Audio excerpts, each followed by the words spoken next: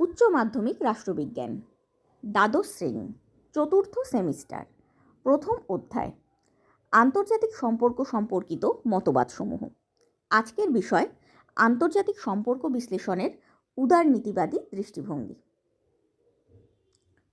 প্রশ্ন: আন্তর্জাতিক সম্পর্কের আলোচনায় উদারনীতিবাদী দৃষ্টিভঙ্গির বৈশিষ্ট্য ও অবদান আলোচনা করো। উত্তর: সংজ্ঞা: আন্তর্জাতিক সম্পর্কের আলোচনায় উদারনীতিবাদী তত্ত্ব হল সেই তাত্ত্বিক বিশ্লেষণ ভঙ্গি যা আন্তর্জাতিক রাজনীতির বিশ্লেষণের ক্ষেত্রে রাষ্ট্রগুলির স্বার্থ ও ক্ষমতাকেন্দ্রিক সংঘাত প্রবণতার পরিবর্তে জাতিসমূহের পারস্পরিক নির্ভরশীলতা, সহযোগিতা ও শান্তিকামী প্রবৃত্তির প্রতি গুরুত্ব আরোপ করে এবং সার্বজনীন নৈতিকতা বা মূল্যবোধ, মানব কল্যাণমূলক যুক্তি, আন্তর্জাতিক আইন, আন্তর্জাতিক সংগঠন এবং গণতান্ত্রিক মূল্যবোধের মাধ্যমে নিয়ন্ত্রিত ও সুশৃঙ্খল এক আন্তর্জাতিক পরিমণ্ডল সৃষ্টি করে আন্তর্জাতিক স্তরের নৈরাজ্য ও যুদ্ধের অবসান ঘটিয়ে নিরবিচ্ছিন্ন ও চিরস্থায়ী বিশ্বশান্তি প্রতিষ্ঠা এবং ন্যায়ভিত্তিক, স্থিতিশীল ও সমন্বয়মূলক বিশ্ব ব্যবস্থা গঠনে আগ্রহী ও সচেষ্ট। আন্তর্জাতিক সম্পর্কের আলোচনার উদারনীতিবাদী তত্ত্বটা আসলে রাষ্ট্রবিজ্ঞান বা সমাজবিজ্ঞানের আলোচনার উদারনীতিবাদী তত্ত্ব থেকেই উদ্ভূত। রাষ্ট্রবিজ্ঞান বা সমাজবিজ্ঞানের আলোচনার উদারনীতিবাদী তত্ত্বের মূল লক্ষ্য বা উদ্দেশ্য হল একটা ন্যায়ভিত্তিক, স্থিতিশীল এবং সমন্বয়মূলক বিশ্ব ব্যবস্থা গঠন করা। ন্যায়ভিত্তিক মানে যেখানে সবাই সাম্য, স্বাধীনতা এবং সহযোগিতার মাধ্যমে জীবনযাপন করতে পারবে এরকম সমাজ ব্যবস্থা তৈরি করা। স্থিতিশীল মানে যতটা কম সম্ভব সংঘাত বা দ্বন্দ্ব থাকবে এরকম পরিস্থিতি তৈরি করা। এবং সমন্বয়মূলক বিশ্ব ব্যবস্থা মানে প্রত্যেকের স্বার্থের সমন্বয়ের মাধ্যমে টোটাল মানব সমাজেরই স্বার্থ পূরণের দিকে এগিয়ে যাওয়া। এই হলো সাধারণভাবে বা রাষ্ট্রবিজ্ঞান এবং সমাজবিজ্ঞানের ক্ষেত্রে উদারনীতিবাদী দৃষ্টিভঙ্গির লক্ষ্য। আন্তর্জাতিক সম্পর্কের আলোচনার উদারনীতিবাদী দৃষ্টিভঙ্গির লক্ষ্য এর থেকে আলাদা নয়, ব্যাস এর সঙ্গে অর্থাৎ ন্যায়ভিত্তিক, স্থিতিশীল এবং সমন্বয়মূলক বিশ্ব ব্যবস্থা গঠনের সঙ্গে সঙ্গে আন্তর্জাতিক ক্ষেত্রে যাতে রাষ্ট্রগুলোর মধ্যে যুদ্ধ না হয়, নিরবিচ্ছিন্ন এবং চিরস্থায়ী বিশ্বশান্তি প্রতিষ্ঠিত হয়, সেটাও আন্তর্জাতিক ক্ষেত্রে উদারনীতিবাদী তত্ত্বের একটা লক্ষ্য। আন্তর্জাতিক রাজনীতিকে উদারনীতিবাদ ব্যাখ্যা করেছে জাতিসমূহের পারস্পরিক নির্ভরশীলতা, সহযোগিতা ও শান্তিকামী প্রবৃত্তির প্রতি গুরুত্ব আরোপ করে। অর্থাৎ আন্তর্জাতিক ঘটনাবলীর পর্যালোচনা করার সময় উদারনীতিবাদীর মূল ফোকাসটা থাকে জাতিসমূহ বা রাষ্ট্রগুলোর পারস্পরিক নির্ভরশীলতার ওপর, পারস্পরিক সহযোগিতার ওপর এবং পারস্পরিক শান্তিকামী প্রবৃত্তির প্রতি, যে সবাই শান্তি চাইছে তার প্রতি। একটা উদাহরণ দিলে ব্যাপারটা স্পষ্ট হতে পারে। রাশিয়া আর ইউক্রেনের যুদ্ধের যখন বর্ণনা দেওয়া হয় উদারনীতিবাদী দৃষ্টিভঙ্গি থেকে, তখন বারবার হাইলাইট করা হয় এই প্রসঙ্গটাকে যে রাশিয়া আগ্রাসন করতে চেয়েছিল ঠিকই, কিন্তু একমাত্র রাশিয়াই আগ্রাসন করতে চেয়েছিল, বাকি ইউরোপের সমস্ত দেশগুলো বা আমেরিকা প্রত্যেকে শান্তি চেয়েছিল। তাই বেশিরভাগ রাষ্ট্রই শান্তি চায় এবং তারা প্রত্যেকেই ইউক্রেনের সমর্থন করেছিল এবং রাশিয়ান প্রোডাক্টকে বা রাশিয়াকে এক প্রকার নিষিদ্ধ করেছিল, রাশিয়াকে প্রায় একঘরে করে দিয়েছিল। কাজেই বোঝা যায় যে প্রতিটা রাষ্ট্রই চায় শান্তি স্থাপন হোক সমগ্র বিশ্বে, বেশিরভাগ রাষ্ট্রই চায় শান্তি স্থাপন হোক বিশ্বে, এবং তার জন্য বেশিরভাগ রাষ্ট্রই পরস্পরকে সহযোগিতা করতে ইচ্ছুক। এই মেন থিমের ভিত্তিতেই আন্তর্জাতিক রাজনীতিকে ব্যাখ্যা করা হয় উদারনীতিবাদে। অর্থাৎ এতদিন আমরা যেটা পড়ে এসেছি, অর্থাৎ বাস্তববাদের ক্ষেত্রে বাস্তববাদীরা যেমন মনে করে যে প্রতিটা রাষ্ট্র নিজের স্বার্থ এবং ক্ষমতার জন্য সংঘাতের মধ্যে জড়িয়ে থাকে, বা প্রত্যেকেই চায় যত বেশি সম্ভব ক্ষমতা অর্জন করতে, এবং তার জন্য প্রত্যেকেই কোনো না কোনোভাবে সংঘাত করতে চায় বা যুদ্ধ করতে চায়, যুদ্ধ করে নিজেদের ক্ষমতা বাড়াতে চায়। রাষ্ট্রগুলো স্বার্থ আর ক্ষমতাকে কেন্দ্র করে সংঘাত প্রবণতায় লিপ্ত। কিন্তু এই বাস্তববাদী তত্ত্বটার সম্পূর্ণ বিরোধিতা করে উদারনীতিবাদী তত্ত্ব। আমরা আগেও পড়েছি যে আদর্শবাদী তত্ত্ব এই বাস্তববাদের এই তত্ত্বটার বিরোধিতা করত বা এই নীতিটার বিরোধিতা করত যে রাষ্ট্রগুলো স্বার্থ আর ক্ষমতাকেন্দ্রিক সংঘাত প্রবণতার মধ্যে জড়িত। উদারনীতিবাদী তত্ত্বই আদর্শবাদেরই একটা এক্সটেন্ডেড বা বর্ধিত রূপ বলতে পারো, একটু পরিবর্তিত রূপ, আরও বেশি ম্যাচিওর রূপ। আদর্শবাদ যেহেতু একদম প্রথম মতবাদ আন্তর্জাতিক সম্পর্কের ক্ষেত্রে, তার জন্য আদর্শবাদ অনেকটা অসংগঠিত মতবাদ। সেই আদর্শবাদেরই একটু সংগঠিত, একটু বৈজ্ঞানিক এবং আরও বেশি উন্নত রূপ হলো উদারনীতিবাদ, যা আদর্শবাদেরই মেন থিমটা যে বা মেন নীতিটা যে রাষ্ট্রগুলো স্বার্থ ও ক্ষমতাকেন্দ্রিক সংঘাত প্রবণতার মধ্যে জড়িত নয়, বা রাষ্ট্রগুলো স্বার্থ আর ক্ষমতা নিয়ে সংঘাতে লিপ্ত নয়। এই মেন নীতিটাকেই উদারনীতিবাদও হাইলাইট করে। তার সঙ্গে আদর্শবাদে যেমন বলা হয়েছে যে প্রতিটা জাতি পারস্পরিক নির্ভরশীলতা, সহযোগিতা ও শান্তিকামী প্রবৃত্তির দ্বারা পরিচালিত, সেই কথাটাকেই উদারনীতিবাদও আবার রিপিট করে। এছাড়া বর্তমান সমাজে জটিল সমস্যাগুলো সমাধানের জন্য উদারনীতিবাদ আরও কিছু আদর্শকে আপন করেছে। এক হলো সার্বজনীন নৈতিকতা বা মূল্যবোধ, অর্থাৎ এমন কিছু মূল্যবোধ যা সকলের জন্য প্রযোজ্য। যেমন আমরা যে কোনো পরিস্থিতিতেই কোনো মানুষকে খুন করতে পারি না, দরকার হলে আমরা তাকে সঠিকভাবে শাস্তি দেওয়ার ব্যবস্থা করতে পারি, কিন্তু নিজের হাতে আইন তুলে নিতে পারি না। এই ধরনের কিছু সার্বজনীন নৈতিকতা বা মূল্যবোধ সমগ্র মানব সমাজের বা যে কোনো ব্যক্তি মানুষের কল্যাণমূলক যুক্তি, অর্থাৎ আমরা যখনই কোনো বিষয়ে পর্যালোচনা করব তখন মানব কল্যাণকে হাইলাইট করব। এই জন্যই আমরা যখন উদারনীতিবাদী দৃষ্টিভঙ্গি দিয়ে কোনো সাজাপ্রাপ্ত ব্যক্তির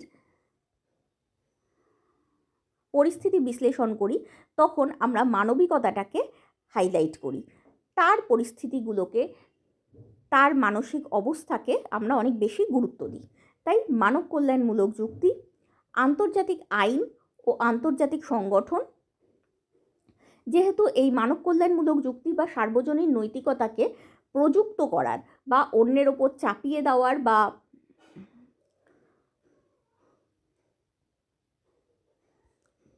অন্যকে এটা করতে বাধ্য করার, সার্বজনীন নৈতিকতা বা মূল্যবোধ বা মানব কল্যাণমূলক যুক্তিকে ফলো করতে বাধ্য করার জন্য একটা সেট অফ রুলস লাগবে। তাই আন্তর্জাতিক আইন আর কোনো একটা সংগঠন লাগবে যার মাধ্যমে এটা প্রযুক্ত হতে পারে। তার জন্য আন্তর্জাতিক সংগঠনকেও উদারনীতিবাদে গুরুত্ব দেওয়া হয়। এছাড়া গণতান্ত্রিক মূল্যবোধের মাধ্যমেও একটা সুশৃঙ্খল ও আন্তর্জাতিক পরিমণ্ডল সৃষ্টি করার চেষ্টা করা হয়। কেন? কারণ গণতন্ত্রই এমন একটা ব্যবস্থা যেখানে প্রত্যেকটা মানুষের মতামতকে গুরুত্ব দেওয়া হয়। তাই এইভাবে আন্তর্জাতিক স্তরেও যদি প্রত্যেকটা রাষ্ট্রের মানুষের প্রত্যেকটা পরিস্থিতির গুরুত্ব দেওয়া হয়, তাহলেই একটা সমন্বয়মূলক পরিস্থিতি তৈরি হবে, আন্তর্জাতিক সমন্বয়মূলক পরিবেশ তৈরি হবে আন্তর্জাতিক স্তরে। এইভাবেই একটা নিয়ন্ত্রিত ও সুশৃঙ্খল সমাজ গঠন করে উদারনীতিবাদ নৈরাজ্য ও যুদ্ধের অবসান ঘটাতে চায়। এই হলো উদারনীতিবাদের মূল কথা। এবার আসছি মূল বক্তব্যে।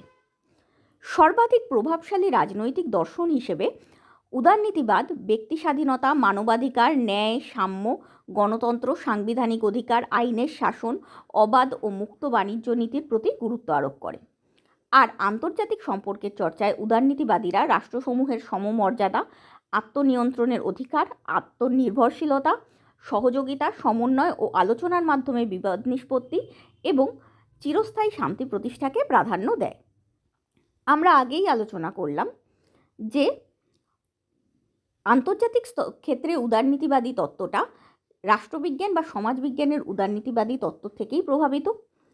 তাই প্রথমেই আমরা মেন উদারনীতিবাদ অর্থাৎ রাষ্ট্রবিজ্ঞানের ক্ষেত্রে উদারনীতিবাদের মূল নীতিগুলো নিয়ে আলোচনা করছি। রাষ্ট্রবিজ্ঞানের ক্ষেত্রে উদারনীতিবাদের মূল নীতি হলো ব্যক্তি স্বাধীনতা, অর্থাৎ প্রত্যেকটা ব্যক্তিকে যতটা বেশি সম্ভব ততটাই স্বাধীনতা দেওয়া উচিত। সেটা অর্থনৈতিক ক্ষেত্রে হোক, রাজনৈতিক ক্ষেত্রে হোক বা সামাজিক ক্ষেত্রে হোক। যেমন কোনো একটা ব্যক্তি সে কোন ধর্ম পালন করবে সেটা তার চয়েসের ওপর নির্ভরশীল হতে হবে, এবং তার জন্য সে কোনো একটা পার্টিকুলার ধর্মে আছে বলে তার থেকে কোনো ফেসিলিটি কেড়ে নেওয়া যাবে না। আমরা জানি যে প্রাচীনকালে হিন্দুদের জিজিয়া কর দিতে হতো, যেটা একটা শুধু ধর্মের ব্যক্তির ওপর চাপিয়ে দেওয়া হচ্ছিল বলে সেটা অযৌক্তিক ছিল। ঠিক সেরকমই মধ্যযুগে যেমন এই জিজিয়া করের ব্যবস্থা ছিল, ঠিক সেরকমভাবেই বর্তমানকালে শুধুমাত্র ধর্মের ওপর বেস করে কারোর থেকে কোনো এক্সট্রা কর আদায় করা যায় না। কাজেই সামাজিক ক্ষেত্রে সে কোন ধর্ম পালন করবে বা কীরকম সামাজিক আচরণ করবে, তার বাড়িতে কোনো পার্টি হবে কি না, সে কোন ধরনের ছবি লাগাবে, সে কী ধরনের জামা কাপড় পরবে, সেদিক থেকে সে স্বাধীন। আবার অর্থনৈতিক দিক থেকেও প্রত্যেকে নিজের ইচ্ছা মতো যে কোনো বিজনেস করতে পারে, যে কোনো কাজ করতে পারে। আগেকার দিনে যেমন একদম প্রাচীনকালে যেমন ছিল, ব্রাহ্মণ, ক্ষত্রিয়, বৈশ্য, শূদ্ররা আলাদা আলাদা ধরনের কাজ করত, কোনোভাবেই একজনের কাজের সঙ্গে আরেকজনের কাজ মিক্স হতে পারবে না। আবার অনেক সময় সমাজতান্ত্রিক রাষ্ট্রগুলোতে যেমন রাষ্ট্র ঠিক করে কে কোন কাজের যোগ্য, সে সেই কাজ করবে, এরকমটা যেন না হয়, সেটাই উদারনীতিবাদের বক্তব্য। যে যে ব্যক্তি যে ধরনের কাজ করতে চাইবে সেই ধরনের কাজ যেন অর্থনৈতিক ক্ষেত্রে সে করতে পারে, এবং নিজের সম্পত্তি কাকে দেবে সেটাও যেন সে ঠিক করতে পারে, ব্যক্তিগত সম্পত্তির মালিকানার অধিকারটাও যেন থাকে। এটা হলো অর্থনৈতিক এবং সামাজিক। আর রাজনৈতিক ক্ষেত্রে প্রত্যেকটা ব্যক্তির অধিকার থাকবে ভোট দেওয়ার, এবং ভোট দিয়ে নিজেদের রাজনৈতিক নেতাকে চুজ করার।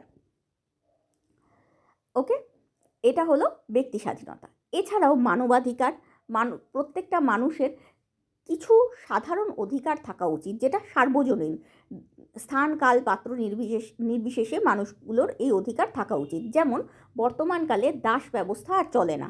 কেন? মানুষের অধিকার আছে দাস ব্যবস্থার বিরুদ্ধে যাওয়ার, বা কোনো মানুষকেই দাস বানানোর অধিকার আরেকটা মানুষের নেই। এই ধরনের মানবাধিকার রক্ষা উদারনীতিবাদের লক্ষ্য। এছাড়া ন্যায়, সাম্য, প্রতিটা ব্যক্তিকে সমান অধিকার দেওয়া, ন্যায়ের ভিত্তিতে রাষ্ট্রকে পরিচালিত করা, বা আইনের ভিত্তিতে রাষ্ট্রকে পরিচালিত করা, যাকে আইনের শাসন বলা হয়, এই ধরনের নীতিগুলো, এমনকি গণতন্ত্র, যেটাকে আমরা প্রথমেই বললাম ভোটাধিকার, বা সাংবিধানিক সরকার গঠন, গণতন্ত্র, সাংবিধানিক সরকার গঠন, ভোটাধিকার বা রাজনৈতিক অধিকার, সবই একই ধরনের কনসেপ্ট। এই অধিকারগুলো মানুষকে প্রদান করাটা, এছাড়া অবাধ ও মুক্ত বাণিজ্য নীতির প্রতি গুরুত্ব আরোপ করা। অবাধ ও মুক্ত বাণিজ্য নীতি হলো প্রত্যেকে বাজারে বা যে কোনো মার্কেটে নিজেদের প্রোডাক্ট কোনো রকম নিয়ন্ত্রণ ছাড়া বিক্রি করতে পারবে। একটা উদাহরণ দিচ্ছি, ধরো আমেরিকার কোনো প্রোডাক্ট ভারতে যখন বিক্রি হবে, তখন যদি ভারত খুব বেশি ট্যাক্স বসিয়ে দেয় ওই প্রোডাক্টটার উপর, তাহলে অটোমেটিকভাবে ভারতীয় কোম্পানির প্রোডাক্টের থেকে ওই প্রোডাক্টটার দাম বেশি হবে এবং লোকে কম কিনবে। এরকম কোনো নীতির বিরোধিতা করে উদারনীতিবাদ। উদাহরণটাকে আরেকটু স্পষ্ট করে দিচ্ছি। ধরো ভারতে একটা ওয়াশিং মেশিন, বা ভারতে একটা প্রোডাক্ট, একটা সাবান, ভারতে ধরো একটা সাবান বিক্রি হয় 10 টাকায়, ভারতীয় কোম্পানির থেকে তৈরি সাবানের দাম 10 টাকা। আমেরিকাতে 5 টাকায় কোনো একটা কোম্পানি ওই একই কোয়ালিটির সাবান বিক্রি করে।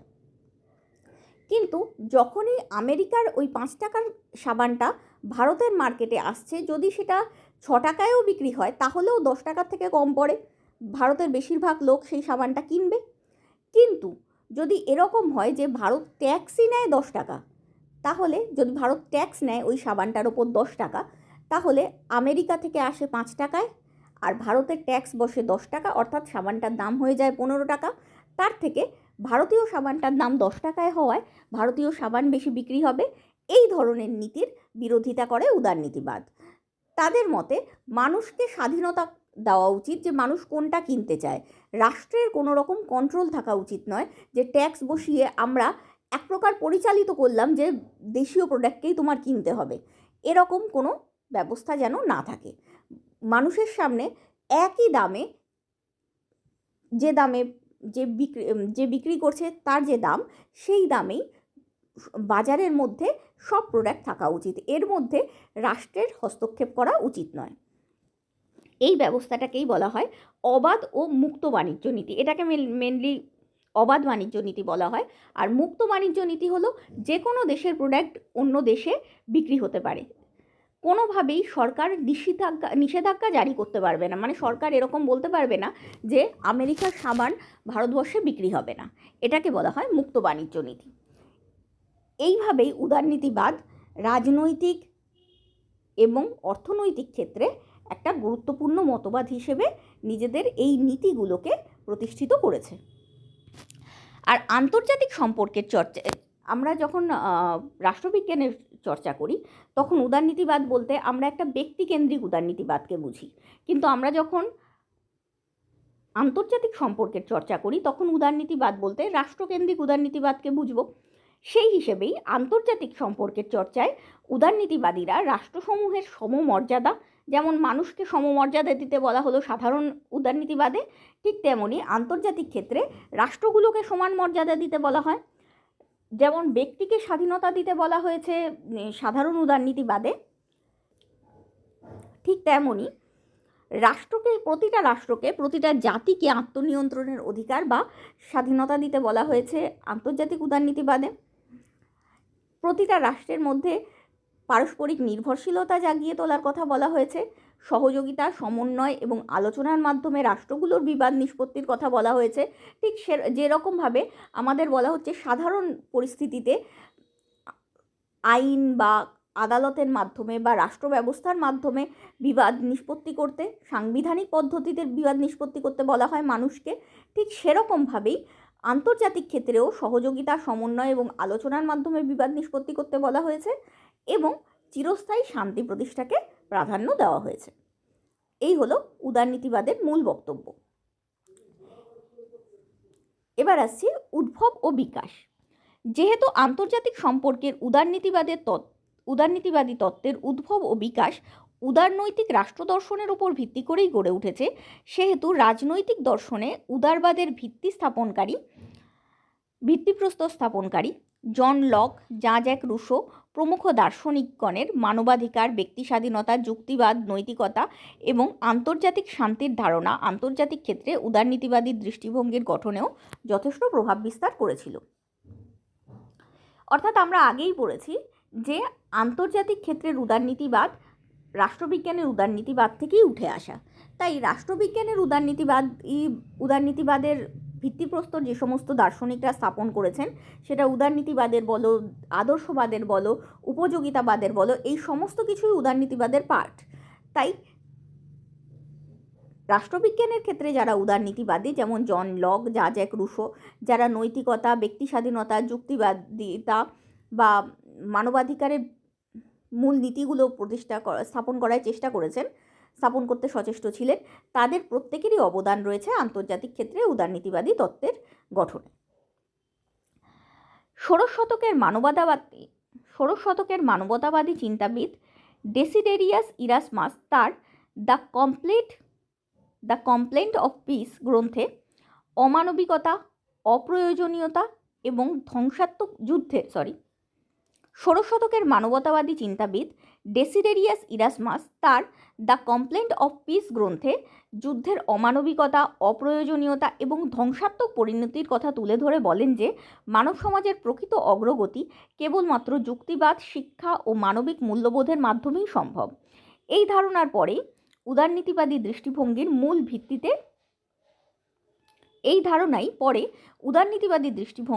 ভিত্তিতে পরিণত হয়, যেখানে বলা হয় শান্তি, ন্যায়, সহযোগিতা, আন্তর্জাতিক আইন, মানবিকতা ও মূল্যবোধ ও নৈতিকতার ভিত্তিতে রাষ্ট্রগুলো স্থায়ী সম্পর্ক গড়ে তুলতে পারে। যুদ্ধ নয়, শান্তি ও সহযোগিতাই আন্তর্জাতিক সম্পর্কের স্বাভাবিক পথ। এই ধারণার বীজ ইরাসমাসই প্রথম বপন করেন। ফলে বলা যায় ইরাসমাসই আন্তর্জাতিক সম্পর্কের উদারনীতিবাদী দৃষ্টিভঙ্গির প্রথম বৌদ্ধিক ভিত্তি স্থাপনকারীদের একজন। আমরা এতক্ষণ বললাম যে যেহেতু রাষ্ট্রবিজ্ঞানের উদারনীতিবাদ থেকেই আন্তর্জাতিক সম্পর্কের উদারনীতিবাদ এসছে, তাই রাষ্ট্রবিজ্ঞানের যে উদারনীতিবাদীর রাষ্ট্রবিজ্ঞানের উদারনীতিবাদের যারা মূল প্রবক্তা বা যারা প্রথম এবং প্রধান প্রবক্তা,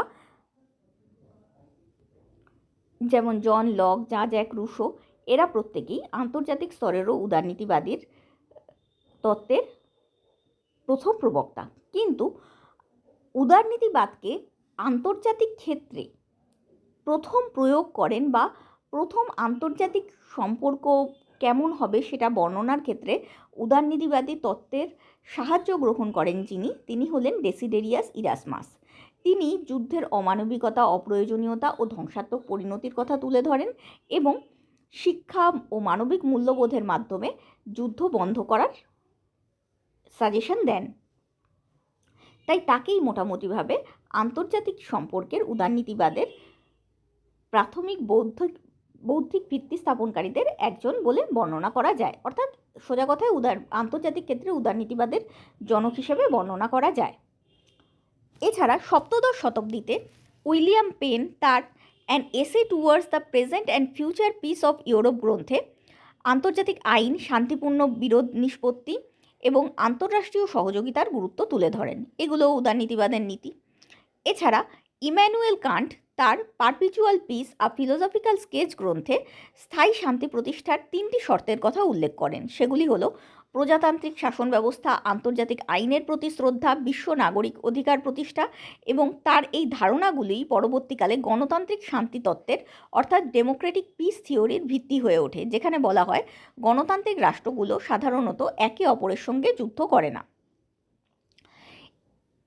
এই পোর্শনটা এতটা বড় করে শুধুমাত্র উদারনীতিবাদের বৈশিষ্ট্য চাইলে লিখতে হবে না, কিন্তু যদি উদারনীতিবাদের উদ্ভব ও বিকাশের কাহিনী বর্ণনা করো এরকম কোনো প্রশ্ন আসে তাহলেই এতটা ডিটেলসে লিখতে হবে।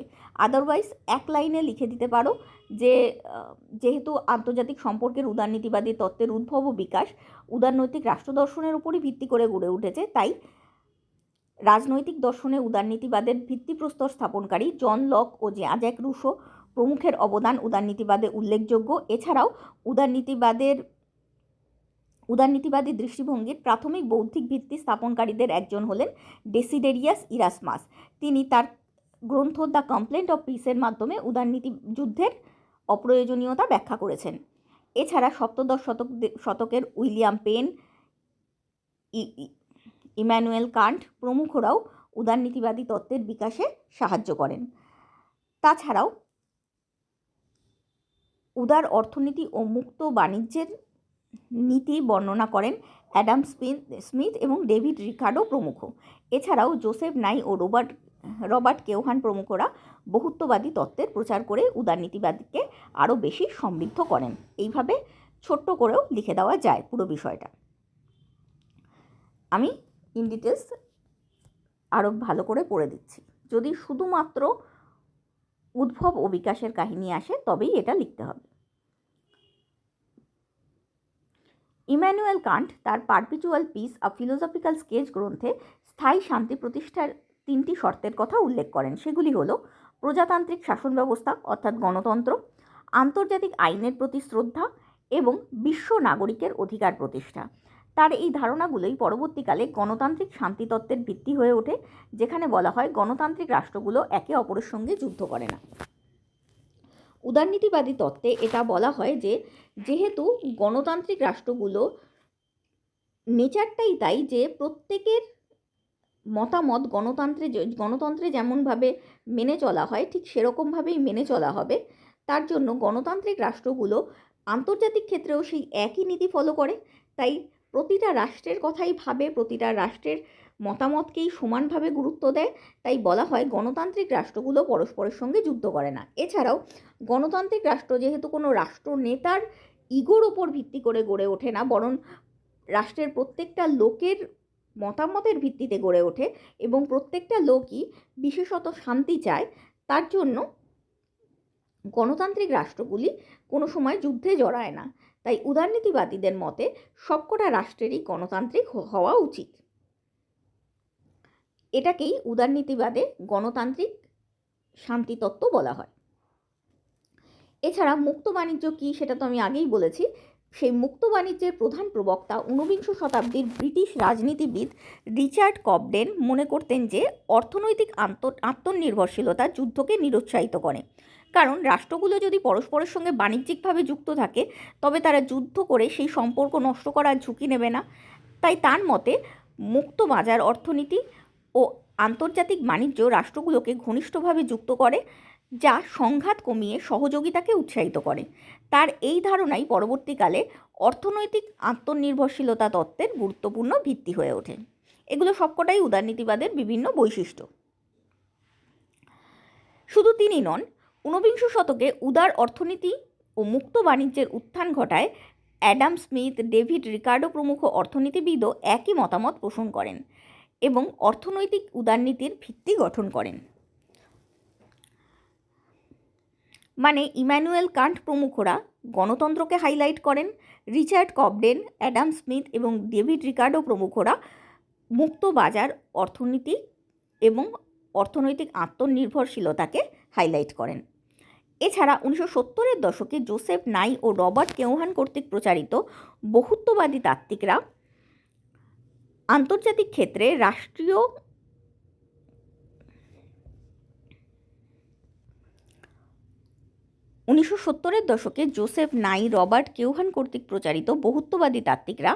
আন্তর্জাতিক ক্ষেত্রে অরাষ্ট্রীয় কারকের ভূমিকা সম্পর্কিত উদারনীতিবাদী নীতির সমর্থন করেন।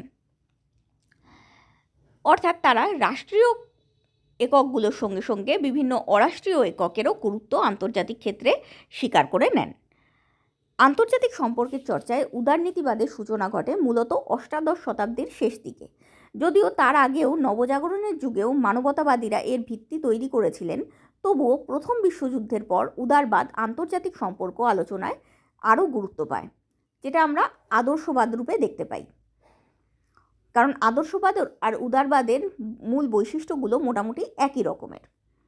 1909 সালে Norman Angel the great illusion এবং 1919 সালে উড্রো উইলসন 14 দফা প্রস্তাবের মাধ্যমে আর জন হবসন প্রমুখ আদর্শবাদীদের চিন্তাভাবনার মধ্যে উদারনীতিবাদী নীতিসমূহের প্রতিফলন লক্ষ্য করা যায়। দ্বিতীয় বিশ্বযুদ্ধের পরে কিছু সময়ের জন্য আন্তর্জাতিক সম্পর্কের চিন্তায় বাস্তববাদ প্রাধান্য লাভ করলেও 1945 খ্রিস্টাব্দে সম্মিলিত জাতিপুঞ্জের প্রতিষ্ঠা, 1970-এর দশকে 1970-এর দশকে বহুত্ববাদের উদ্ভব এবং 1990-এর দশকে ঠান্ডা যুদ্ধের অবসান প্রভৃতি ঘটনা বাস্তববাদের বিরুদ্ধে প্রতিক্রিয়া হিসেবে উদারনীতিবাদের পুনরুত্থান ঘটায়। অর্থাৎ আন্তর্জাতিক সম্পর্কের বিকাশ লক্ষ্য করলে আমরা বুঝতে পারবো যে প্রথমে আদর্শবাদের চর্চা হতো বা আদর্শবাদী দৃষ্টিভঙ্গি দিয়ে আন্তর্জাতিক রাজনীতির চর্চা হতো। তারপর দ্বিতীয় বিশ্বযুদ্ধ হওয়ায় এবং জাতিসংঘের ব্যর্থতার ফলে আন্তর্জাতিক সম্পর্কের ক্ষেত্রে বাস্তববাদ গুরুত্ব পেল, কিন্তু আবারও এই বাস্তববাদীদের অতিরিক্ত রাষ্ট্রপ্রীতি জাতিদ্বন্দ্ব তৈরি করলো এবং দ্বিতীয় বিশ্বযুদ্ধের সময় বা শীতল যুদ্ধের সময়কার যে দাঁতাতের পর্যায়টা রয়েছে, অর্থাৎ যখন সহযোগিতাও রাষ্ট্রগুলো চাইছে, সেই সময়টাকে বাস্তববাদ ব্যাখ্যা ঠিকমতো করতে পারলো না। তাছাড়াও আন্তর্জাতিক রাজনীতির ক্ষেত্রে অরাষ্ট্রীয় কারকের ভূমিকাও যখন গুরুত্ব পেল, বেশি বৃদ্ধি পেল, সেটাকেও বাস্তববাদ ঠিকমতো এক্সপ্লেন করতে না পারায় আবার আদর্শবাদী আরও পুনর্গঠিত রূপে উদারনীতিবাদ রূপে আত্মপ্রকাশ করল। এটাই হলো মোটামুটি আন্তর্জাতিক সম্পর্কের বিকাশের কাহিনী। এরপর আসছি উদারনীতিবাদের বৈশিষ্ট্যে। আন্তর্জাতিক সম্পর্কের আলোচনার উদারনীতিবাদী তত্ত্বের মূল বৈশিষ্ট্যগুলি হলো: 1. মানব প্রকৃতি সম্পর্কে ইতিবাচক দৃষ্টিভঙ্গি। উদারনীতিবাদীদের মতে মানুষ স্বভাবতই সহযোগিতা প্রবণ এবং যুক্তিবাদী। তাই আন্তর্জাতিক রাজনীতিতেও সহযোগিতা ও যুক্তিসংহত নীতিসমূহের প্রয়োগ সম্ভব। তবে একই সাথে মানুষ খানিকটা ভীতু ও স্বার্থপরও বটে। তাই অনেক সময় স্বার্থের বিভিন্নতা ভিন্ন ভিন্ন মানবগোষ্ঠী তথা রাষ্ট্রের মধ্যে প্রতিযোগিতা, প্রতিদ্বন্দ্বিতা ও সংঘাতকে অনিবার্য করে তোলে। যদিও উদারনীতিবাদীরা আশাবাদী যে মানুষের ভয় ও ক্ষমতালিপ্সার ওপর তাদের যুক্তিবোধ অবশ্যই জয়লাভ করবে এবং মানুষ বিরোধ ও যুদ্ধের সম্ভাবনাকে এড়িয়ে পারস্পরিক সহযোগিতার মাধ্যমে নিজেদের স্বার্থ সংরক্ষণ করতে সক্ষম হবে। অর্থাৎ আদর্শবাদে যা বলা হয়েছিল উদারবাদেও একই কথা বলা হচ্ছে। মানুষ প্রকৃতিগতভাবে ভালো, আর মানুষ দিয়েই যেহেতু রাষ্ট্র তৈরি, তাই রাষ্ট্রও প্রকৃতিগতভাবে ভালো। রাষ্ট্র সবসময় যুক্তিসঙ্গত কাজ করে এবং সহযোগিতা ও সমন্বয়ের মাধ্যমে শান্তি স্থাপন করতে চায়। তবে অনেক ক্ষেত্রে মানুষও যেমন কিছুটা ভীতু আর স্বার্থপর, ভীতু কারণ তার অস্তিত্ব নষ্ট না হয়ে যায়, অন্য কেউ তার সঙ্গে খারাপ না করে দেয়, আর স্বার্থপর নিজের স্বার্থের জন্য। রাষ্ট্রও অনেক সময় একটু ভীতু আর স্বার্থপর হতেই পারে, আর সেই কারণেই রাষ্ট্রগুলোর মধ্যে দ্বন্দ্ব লেগে থাকে। তাই দুটো রাষ্ট্র বা একাধিক রাষ্ট্রের স্বার্থ যখন আলাদা হয়ে যায়, তখনই মানুষের মধ্যে এবং রাষ্ট্রগুলির মধ্যে প্রতিযোগিতা, প্রতিদ্বন্দ্বিতা বা সংঘাত হয়। কিন্তু উদারনীতিবাদীরা এ বিষয়েও আশা প্রকাশ করেছেন যে যতই মানুষ ভীতু বা স্বার্থপর হোক না কেন, মূলত তো ভালোই, তাই আলটিমেটলি গিয়ে তারা সহযোগিতার মাধ্যমে ভালোটাই করবে। দ্বিতীয় পয়েন্ট, আন্তর্জাতিক সহযোগিতাকে প্রাধান্য দান।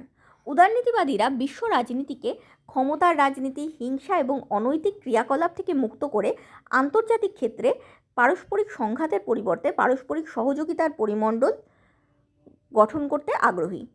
উদারনীতিবাদীদের মতে আন্তর্জাতিক সমাজে শান্তি, শৃঙ্খলা ও ন্যায় বিচার প্রতিষ্ঠা করার অন্যতম উপায় হল আন্তর্জাতিক ক্ষেত্রে পারস্পরিক স্বার্থের সমন্বয়কারী সহযোগিতামূলক সংগঠন স্থাপন করা এবং আন্তর্জাতিক আইন মান্য করা। অর্থাৎ উদারনীতিবাদীদের মতে পারস্পরিক সহযোগিতার মাধ্যমেই যুদ্ধ এড়িয়ে চলা সম্ভব, আর পারস্পরিক সহযোগিতা করার জন্য জরুরি বিভিন্ন আন্তর্জাতিক সংগঠন গঠন করা এবং আন্তর্জাতিক আইনকে নিজের ইচ্ছাতেই মেনে নেওয়া। 3 নম্বর পয়েন্ট, আন্তর্জাতিক প্রতিষ্ঠান ও সংগঠনের গুরুত্ব প্রদান। উদারনীতিবাদীরা মনে করেন শুধু সার্বভৌম রাষ্ট্রই নয়, আন্তর্জাতিক সম্পর্কে অরাষ্ট্রীয় কারক যেমন আঞ্চলিক সংগঠন, যেটা ব্রিক্স, সার্ক, ওপেক বা ইউরোপিয়ান ইউনিয়নের কথা বলতে পারি, আবার বেসরকারি সংগঠন যেমন অ্যামনেস্টি ইন্টারন্যাশনাল, রেড ক্রস সোসাইটির মতো এনজিওগুলি, আবার বহুজাতিক কোম্পানিগুলি, এমনকি যেমন গুগল, অ্যাপেল এই ধরনের স্যামসাং এই ধরনের কোম্পানিগুলো, এমনকি আন্তর্জাতিক গণমাধ্যম যেমন আমরা বিবিসি নিউজের কথা জানি, এবং বিশেষ নেতৃবৃন্দ মোদি, ট্রাম্প বা পুতিন, যার কথাই বলো না কেন, এবং নাগরিক সমাজেরও বড় ভূমিকা আছে। নাগরিক সমাজের কিছু বিশিষ্ট ব্যক্তি যেমন মালালা ইউসুফাই, এদেরও বিশেষ ভূমিকা আছে। অর্থাৎ আন্তর্জাতিক সম্পর্ক শুধুমাত্র রাষ্ট্র যেমন কাজ করছে, বিভিন্ন রাষ্ট্র যেমন কাজ করছে তারই সমন্বয় নয়, বরং রাষ্ট্রের কাজগুলোকে ওপেক, সার্কের মতো সংস্থা, বিভিন্ন নেতা, অ্যামনেস্টি ইন্টারন্যাশনাল বা রেড ক্রস সোসাইটি বা আন্তর্জাতিক ইউএনের মতো আন্তর্জাতিক সংস্থা কিভাবে প্রভাবিত করছে সেগুলো নিয়েও আলোচনা করা হয়। এরা রাষ্ট্রের পরিপূরক হিসেবেও কাজ করে এবং অনেক সময় রাষ্ট্রের চেয়েও বেশি প্রভাবশালী হয়ে ওঠে। এই সংক্রান্ত 3টি গুরুত্বপূর্ণ মতবাদ হলো জন বার্টনের কবওয়েব মডেল, যেখানে বলা হচ্ছে একটা মাকড়সার জালের মতো হলো আন্তর্জাতিক সম্পর্কের পরিস্থিতিটা, যেখানে বিভিন্ন রাষ্ট্রীয় অরাষ্ট্রীয় কারক সম্মিলিতভাবে কাজ করে। এছাড়া রবার্ট কেউহানের জটিল পারস্পরিক নির্ভরশীলতা তত্ত্ব, যেখানে বলা হয় প্রতিটা রাষ্ট্রই পরস্পরের উপর নির্ভরশীল এবং এমনভাবেই নির্ভরশীল যে তারা একে অপরের থেকে পুরোপুরি আলাদা হতে পারবে না। এছাড়া জোসেফ নাইয়ের অধিজাতীয়তাবাদের তত্ত্ব, যেখানে বলা হয় আমরা শুধু রাষ্ট্রের নাগরিক নয়, বরং সমগ্র বিশ্ব সমাজের নাগরিক, আর আমাদের মন থেকে এই অনুভূতিটা কেউ কেড়ে নিতে পারবে না। যেমন তুমি যদি জানো তোমার পাশের দেশে বোম পড়েছে, তোমার কি ভালো লাগবে? তোমার তো মনেই হবে যে ওই দেশের মানুষগুলো শুধু শুধু মারা গেল। এটাকেই বলা হয় অধিজাতীয়তাবাদের তত্ত্ব। জন বার্টন এই প্রসঙ্গে বলেছেন যে আন্তর্জাতিক সম্পর্ক গড়ে উঠেছে মূলত বিভিন্ন অরাষ্ট্রীয় কারকগুলির পারস্পরিক সম্পর্ককে কেন্দ্র করে, তাই আন্তর্জাতিক সম্পর্ককে শুধু রাষ্ট্রের মধ্যে সীমাবদ্ধ রেখে আলোচনা করাটা অনুচিত। পরবর্তী পয়েন্ট, গণতন্ত্র ও শান্তির সম্পর্ক। উদারনীতিবাদীগণ মনে করেন যে একটি রাষ্ট্রের অভ্যন্তরীণ রাজনৈতিক ব্যবস্থা তার বাইরের আচরণকে সরাসরি প্রভাবিত করে। উদারনীতিবাদের গণতান্ত্রিক শান্তিতত্ত্ব অনুযায়ী গণতান্ত্রিক রাষ্ট্রগুলি একে অপরের সঙ্গে যুদ্ধে জড়ায় না, কারণ তাদের মধ্যে আইনের শাসন এবং শান্তিপূর্ণ উপায়ে বিরোধ মীমাংসার সংস্কৃতি থাকে। অর্থাৎ যেহেতু তারা তাদের প্রত্যেকটা মানুষের মতামতকে গুরুত্ব দেয়, তাই আন্তর্জাতিক ক্ষেত্রে গিয়েও তারা প্রত্যেকটা রাষ্ট্রের মতামতকে গুরুত্ব দেবে। তাই চট করে তাদের মধ্যে লড়ার প্রবণতা বা যুদ্ধে যাওয়ার প্রবণতাটা দেখা যাবে না, কারণ তাদের মধ্যে আইনের শাসন ও শান্তিপূর্ণ উপায়ে বিরোধ মীমাংসার সংস্কৃতি থাকে। তাছাড়া একটি দেশের জনগণের মতামত তার পররাষ্ট্র নীতিকে প্রভাবিত করে। ইম্যানুয়েল কান্টের মতে গণতান্ত্রিক রাষ্ট্র কখনোই যুদ্ধ করতে চায় না, তারা অন্য রাষ্ট্রের সঙ্গে তাদের আন্তর্জাতিক সমস্যার শান্তিপূর্ণ পদ্ধতিতে মিটিয়ে ফেলতে চায়। কারণ যেহেতু তাদের জনগণ ঠিক করে কি করা উচিত, কোনো রাজা বা নেতার ইগোর ওপর তারা নির্ভর করে না, তার জন্য প্রতিটা দেশের গণতান্ত্রিক দেশের জনগণই শান্তি চায় এবং আলটিমেটলি তাদের রাষ্ট্রও তাই শান্তির পক্ষেই বা শান্তিমূলক কাজই করে, শান্তির পক্ষেই চলে বা শান্তিমূলক কাজই করে। তাই আধুনিক উদারনীতিবাদীরা স্বৈরতন্ত্রের অবসান ঘটিয়ে গণতান্ত্রিক ব্যবস্থা স্থাপন করতে সচেষ্ট। অর্থাৎ আধুনিক উদারনীতিবাদীরা চায় সমগ্র আন্তর্জাতিক ক্ষেত্রে প্রতিটা রাষ্ট্রের ক্ষেত্রেই যেন গণতান্ত্রিক ব্যবস্থাই থাকে, কোনোভাবে সমাজতান্ত্রিক ব্যবস্থা বা স্বৈরতান্ত্রিক রাজতান্ত্রিক ব্যবস্থা যেন না থাকে। পরবর্তী পয়েন্ট, আন্তর্নির্ভরশীলতা। এই যে সমস্ত পয়েন্টগুলো, এগুলো আমি অলরেডি উদ্ভব ও বিকাশের কাহিনী যখন বলছিলাম তখন ডিসকাস করে ফেলেছি। আন্তর্নির্ভরশীলতা। উদারনীতিবাদী তত্ত্ব অনুযায়ী আধুনিক বিশ্বে রাষ্ট্রগুলি অর্থনৈতিক, রাজনৈতিক, পরিবেশগত এবং নিরাপত্তা সংক্রান্ত ক্ষেত্রে একে অপরের ওপর নির্ভরশীল। যেমন একটি রাষ্ট্রের অর্থনৈতিক সমৃদ্ধি অন্যদের বাণিজ্যের ওপর নির্ভরশীল। আবার জলবায়ু পরিবর্তন, সন্ত্রাসবাদ, মহামারী ইত্যাদি সমস্যা কোনো রাষ্ট্র একা সামলাতে পারে না, এর জন্য আন্তর্জাতিক সহযোগিতা অপরিহার্য। উদারনীতিবাদীদের মতে এই পারস্পরিক নির্ভরশীলতা একসময় রাষ্ট্রের সার্বভৌম ক্ষমতাকে সংকুচিত করে বিশ্ব রাজনীতিকে অতি জাতীয়তার দিকে নিয়ে যাবে। অর্থাৎ উদারনীতিবাদীদের মতে প্রতিটা রাষ্ট্রই পরস্পরের সঙ্গে জড়িত। কোনো একটা রাষ্ট্রে যদি ভূমিকম্প হয়, তার ফলে সেই রাষ্ট্রের বাজার ডাউন গেলে বাকি যে সমস্ত রাষ্ট্র ওই রাষ্ট্রের প্রোডাক্ট বিক্রি করে তাদেরও বাজার ডাউন যাবে। কাজেই বলা যেতে পারে যে অর্থনৈতিক ক্ষেত্রে তারা নির্ভরশীল, এছাড়া পরিবেশগত ক্ষেত্রে তো নির্ভরশীল বটেই, কারণ জলবায়ু পরিবর্তন, সন্ত্রাসবাদ, মহামারী এগুলো তো আর জায়গা দেখে হয় না, কোভিড-19 সারা পৃথিবীতে ছড়িয়েছিল। ঠিক সেরকম নিরাপত্তা সংক্রান্ত ক্ষেত্রেও, যেটা আমরা সন্ত্রাসবাদ বলতে পারি বা বিভিন্ন সাইবার ক্রাইমস বলতে পারি, সেগুলোও যেমন সারা পৃথিবীতে ছড়িয়ে আছে। কাজেই একটা সময় প্রতিটা মানুষেরই মনে হবে যে যে রাষ্ট্রেই আমরা থাকি না কেন, আমাদের ভাগ্যটা সমগ্র বিশ্ব সমাজের সঙ্গেই আবর্তিত হবে। অর্থাৎ সমগ্র বিশ্ব সমাজের যেমন ভাগ্য থাকবে আমাদেরও সেরকমই হবে। তাই কোনো রাষ্ট্রের সমর্থন করার পরিবর্তে তারা অতি জাতীয়তার দিকে এগিয়ে যাবে, অর্থাৎ বিশ্ব সমাজের একটা অংশ হিসেবে নিজেকে বিবেচনা করতে শুরু করবে। বিশ্ব বাণিজ্য সংস্থা কর্তৃক মুক্ত বাণিজ্য নীতির প্রসার, বিশ্ব ব্যাংক ও আন্তর্জাতিক অর্থভাণ্ডারের উদ্যোগে পুঁজি ও শ্রমের অবাধ চলাচল এই অতি জাতীয় সহযোগিতা সম্প্রসারণের উদাহরণ। অর্থাৎ বলছে যে আমরা শুধু এক সময় ভাববো আমরা বিশ্বের নাগরিক, তা নয়, বর্তমানকালেও বিভিন্ন উদাহরণ পাওয়া যায় যে আমরা সেই পথেই চলছি।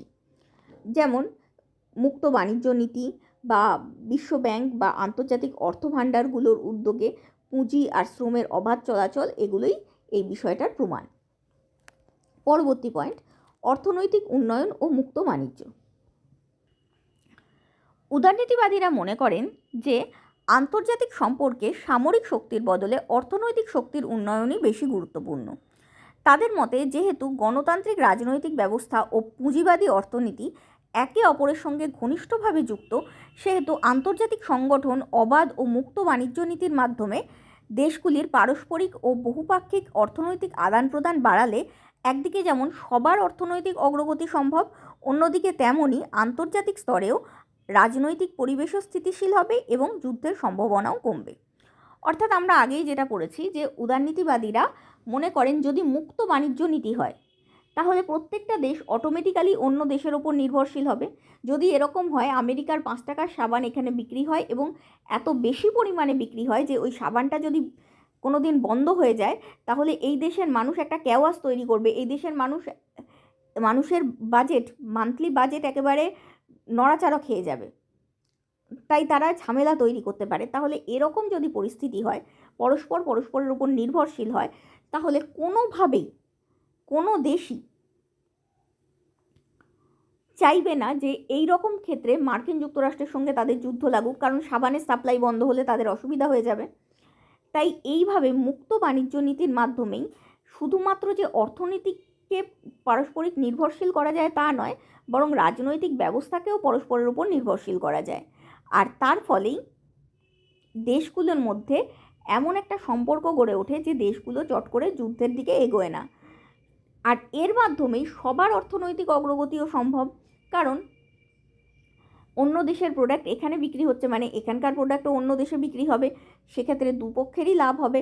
তাছাড়া এখানকার লোক কম খরচে মাস চালাতে পারলে বেশি টাকা জমাবে, লগ্নি করবে এবং সরকারের উন্নতি ঘটবে বা বিভিন্ন কলকারখানা তৈরি হবে সেই জমা পুঁজির ফলে। এইভাবে টোটাল একটা উন্নয়নমূলক পরিস্থিতি তৈরি হবে। তাই তারা মুক্ত বাণিজ্য নীতির সাপোর্ট করে। পরবর্তী পয়েন্ট, বহুপাক্ষিকতা। উদারনীতিবাদীদের মতে এককভাবে নয়, বরং একাধিক রাষ্ট্র ও সংগঠনের যৌথ উদ্যোগে আন্তঃরাষ্ট্রীয় দ্বন্দ্ব ও বিবাদের শান্তিপূর্ণ মীমাংসা এবং অন্যান্য বৈশ্বিক সমস্যার সমাধান সম্ভব। তাদের মতে যৌথ প্রচেষ্টার মাধ্যমেই বিশ্বশান্তি প্রতিষ্ঠা সম্ভব।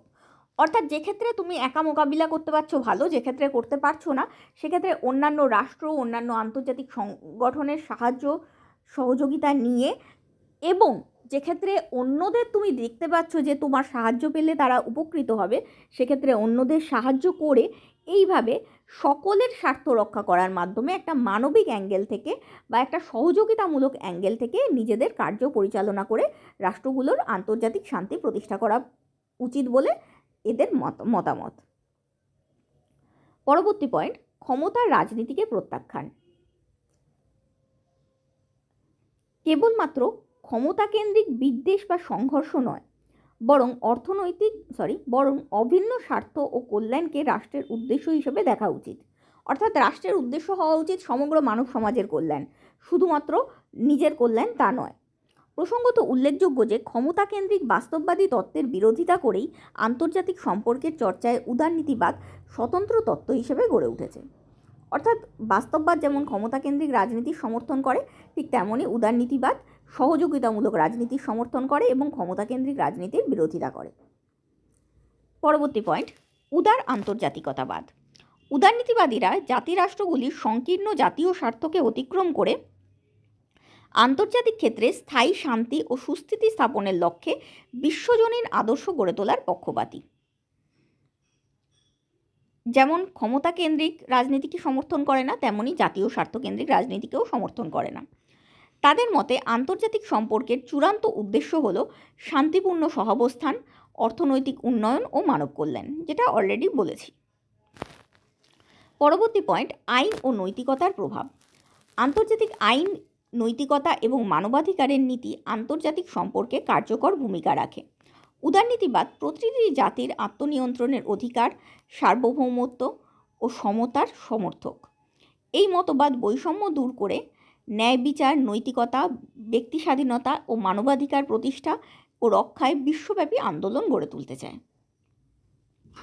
অর্থাৎ উদারনীতিবাদীদের মতে আন্তর্জাতিক আইন এবং আন্তর্জাতিক সার্বজনীন নৈতিকতাগুলিকে বা মানবাধিকারের নীতিগুলিকে সবার মেনে নেওয়া উচিত। আর এর সমর্থন করার সঙ্গে সঙ্গে প্রতিটা জাতির স্বাধীনতা এবং সার্বভৌমত্ব ও সমতাকেও বা সাম্যকেও তারা সমর্থন করে। এছাড়া উদারনীতিবাদীর যে মূল বক্তব্য ব্যক্তি স্বাধীনতা, তাকেও তারা হাইলাইট করতে চায়। এবার চলে আসছি সমালোচনায়। প্রসঙ্গত বলে রাখি যে আমি পোস্টের মাধ্যমে এই পুরো জিনিসটাকে অনেক শর্ট করে দিয়ে দেব, কিন্তু তোমাদের এখন বড় করেই পড়তে হবে, কারণ যদি শুধু বৈশিষ্ট্যের পয়েন্টটা আসে তাহলে সংজ্ঞা দিয়ে বৈশিষ্ট্য লিখতে হবে, যদি শুধু সমালোচনা আসে তাহলে সংজ্ঞা দিয়ে সমালোচনাটা লিখতে হবে। সেক্ষেত্রে কিন্তু বড় করেই লিখতে হবে।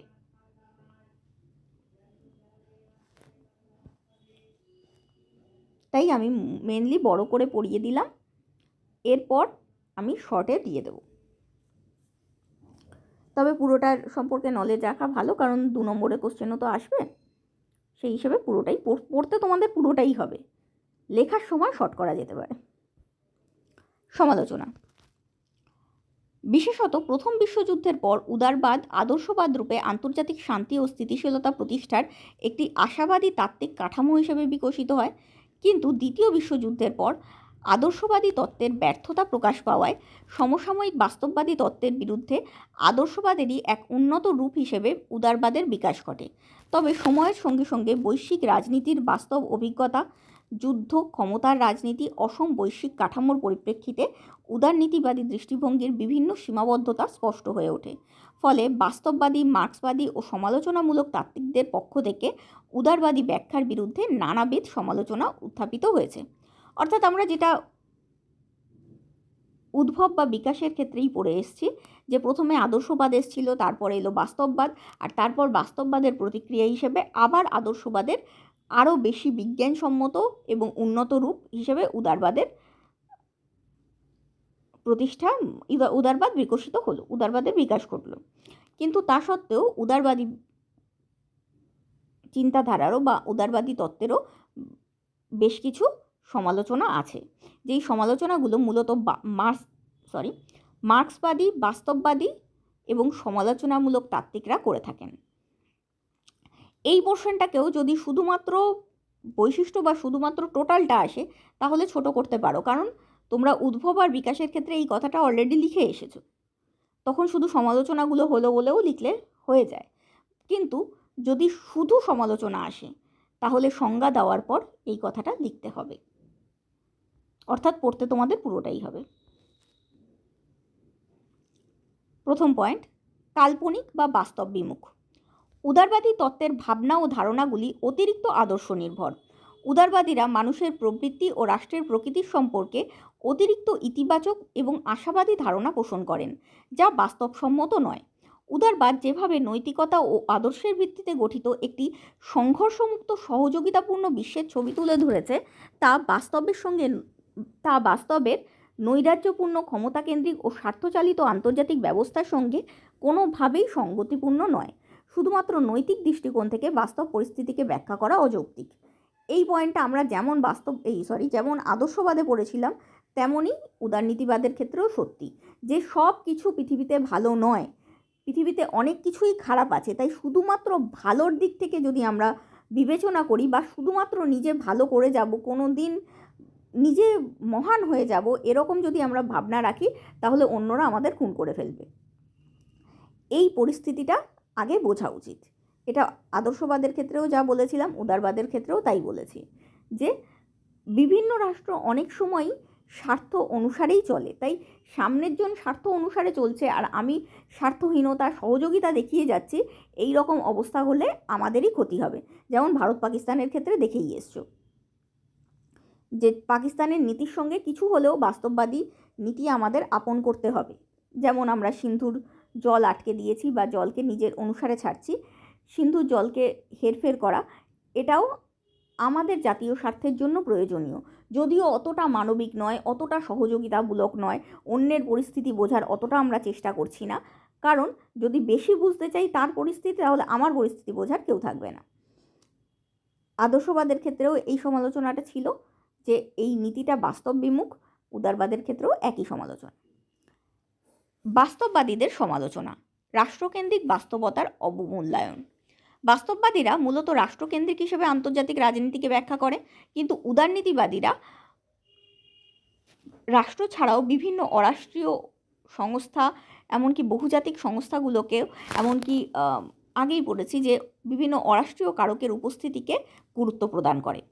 সেদিক থেকেই বাস্তববাদীরা এই নীতির সমালোচনা করেছেন, এই তত্ত্বের সমালোচনা করেছেন। আন্তর্জাতিক ব্যবস্থার অনিশ্চিত ও সংঘাতপ্রবণ চরিত্রকে আন্তর্জাতিক ক্ষেত্রে ক্ষমতাকেন্দ্রিক রাজনীতি ও কূটনীতিকে এবং শান্তি স্থাপনে ক্ষমতার ভারসাম্য রক্ষার গুরুত্বকে উপেক্ষা করা, সর্বোপরি রাষ্ট্রের অর্থনৈতিক রাজনৈতিক আধিপত্য বিস্তারজনিত স্বার্থ, নিরাপত্তা সংশয় ও আত্মরক্ষার প্রয়োজনীয়তাকে অবহেলা করা, আন্তর্জাতিক ক্ষেত্রে অরাষ্ট্রীয় কারকের ভূমিকাকে অতিরঞ্জিত করা উদারনীতিবাদের অন্যতম সীমাবদ্ধতা বলে বাস্তববাদীরা মনে করেন। অর্থাৎ বাস্তববাদের যে মূল নীতিগুলোকে উদারনীতিবাদ পরিবর্তিত করতে চেয়েছে সেগুলোর ভিত্তিতেই বাস্তববাদীরা উদারনীতিবাদকে সমালোচনা করেন। এক হলো আন্তর্জাতিক ব্যবস্থার অনিশ্চিত ও সংঘাতপ্রবণ চরিত্রকে আন্তর্জাতিক ক্ষেত্রে ক্ষমতার রাজনীতি ও কূটনীতিকে এবং শান্তি স্থাপনে ক্ষমতার ভারসাম্য রক্ষার গুরুত্বকে উপেক্ষা করা উদারনীতিবাদের সীমাবদ্ধতা। অর্থাৎ বাস্তববাদীদের মতে আন্তর্জাতিক পরিস্থিতি অনিশ্চিত ও সংঘাতপ্রবণ, কিন্তু উদারনীতিবাদীদের মতে সহযোগিতাপ্রবণ নয়, এটাই বাস্তববাদীদের মত। তাই এই বিষয়টাকে ইগনোর করা, এছাড়াও ক্ষমতাকেন্দ্রিক রাজনীতিকে অবহেলা করা বা ক্ষমতাকেন্দ্রিক কূটনীতিকে অবহেলা করা, এমনকি শান্তি স্থাপনে ক্ষমতার ভারসাম্য রক্ষা করারও যে একটা গুরুত্ব রয়েছে সেটাকেও উপেক্ষা করা। ক্ষমতার ভারসাম্য বলতে জোট গঠনের মাধ্যমে প্রতিটা ছোট রাষ্ট্রকেও বড় রাষ্ট্রের সমকক্ষ হয়ে ওঠা, অর্থাৎ কোনো একটা রাষ্ট্রকে অধিক ক্ষমতাশালী হতে না দেওয়া, এটারও যে একটা গুরুত্ব রয়েছে শান্তি স্থাপনে, সেটাকে অবহেলা করাটাও উদারনীতিবাদের সীমাবদ্ধতা বলে বাস্তববাদীরা মনে করেন। এছাড়া রাষ্ট্রের অর্থনৈতিক রাজনৈতিক আধিপত্য বিস্তারজনিত স্বার্থ, নিরাপত্তা সংশয় ও আত্মরক্ষার প্রয়োজনীয়তাকে অবহেলা করাও উদারনীতিবাদের সীমাবদ্ধতা। সোজা কথায় আগের পয়েন্টটা বললাম ক্ষমতাকেন্দ্রিকতাকে অবহেলা করা, আর সেকেন্ড পয়েন্টে বলছি স্বার্থকেন্দ্রিকতাকে অবহেলা করা উদারনীতিবাদের সীমাবদ্ধতা বলে তারা মনে করেন। এছাড়াও আন্তর্জাতিক ক্ষেত্রে অরাষ্ট্রীয় কারকের ভূমিকাকে অতিরঞ্জিত করাও উদারনীতিবাদের সীমাবদ্ধতা বলে তাদের মনে হয়। কারণ তাদের মনে হয় না, কথাটা খানিকটা হলেও সত্যি, যে আন্তর্জাতিক ক্ষেত্রে যতই অরাষ্ট্রীয় কারকগুলোর ভূমিকা থাকুক না কেন, রাষ্ট্রই মেন কারক। সেটাকে স্বীকার না করাটাও এবং রাষ্ট্রীয় অরাষ্ট্রীয় সব কারককে সমান মর্যাদা দেওয়াটাও উদারনীতিবাদের সীমাবদ্ধতা বলে তারা মনে করেন। তৃতীয় পয়েন্ট, বিশ্বে শক্তির অসাম্যকে অস্বীকার। উদারনীতিবাদ কর্তৃক প্রস্তাবিত যুদ্ধবিরোধী কৌশলগুলির সীমাবদ্ধতা ও যুদ্ধ প্রতিরোধে অক্ষমতা। শক্তিশালী রাষ্ট্রগুলি নিজেদের স্বার্থ ও সুবিধা অনুসারে আন্তর্জাতিক আইন, আন্তর্জাতিক সংগঠন, আন্তর্জাতিক ব্যবস্থা ও যৌথ নিরাপত্তা ব্যবস্থাকে পরিচালিত করে। ফলে সংকটকালে তারা প্রায়ই অসহায়তা ও ব্যর্থতার সম্মুখীন হয়। উদাহরণস্বরূপ রাষ্ট্রজোটগুলিতে শক্তিশালী রাষ্ট্রগুলির প্রভাব এবং সম্মিলিত জাতিপুঞ্জের ভেটো ক্ষমতার কথা উল্লেখ করা যেতেই পারে।